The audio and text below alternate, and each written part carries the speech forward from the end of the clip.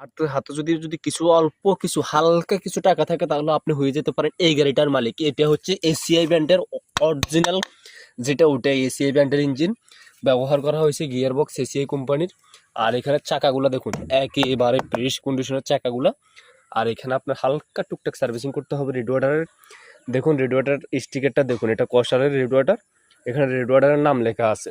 আর এখানে আরো চমৎকার চমৎকার জিনিস আছে, আমি সেগুলো আপনাদেরকে দেখাচ্ছি। এখানে কিন্তু ধান মারার মেশিন টানতে পারবেন, এটা দিয়ে এটা ব্যবহার করা হয়েছে।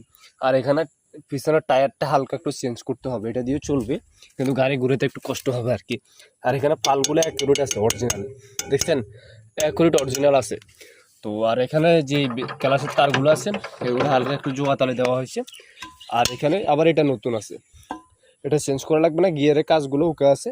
এখানে কিন্তু ইঞ্জিন, যেটা ইঞ্জিনের কয়েলও ঠিক আছে, যে আমি আপনাদেরকে দেখাচ্ছি ইঞ্জিনের কয়েলও ঠিক আছে। তো আপনার হাতে যদি অল্প কিছু টাকা থাকে তো আপনি এই গাড়িটার মালিক হয়ে যেতে পারেন। তো এই গাড়িটা নিতে হলে মাত্র অল্প টাকার মধ্যে হয়ে যাবেন। মাত্র অনলি যদি আপনার হাতে যদি 60,000 টাকা থাকে তাহলে আপনি এই গাড়িটা নিতে পারেন। আমি এই গাড়িটা মনে করুন 10,000ও বলছি, 20,000ও বলছি। অনেকে বলবেন যে ভাই আপনি ওই দিন বলছেন 20,000 টাকা। ভাই 20,000 টাকা বলছি যে এই কারণে, আপনাকে 20,000 টাকা দমু ঠিক আছে, তবে ইঞ্জিনটা পাবেন না, ইঞ্জিনটার দাম আছে অনেক টাকা।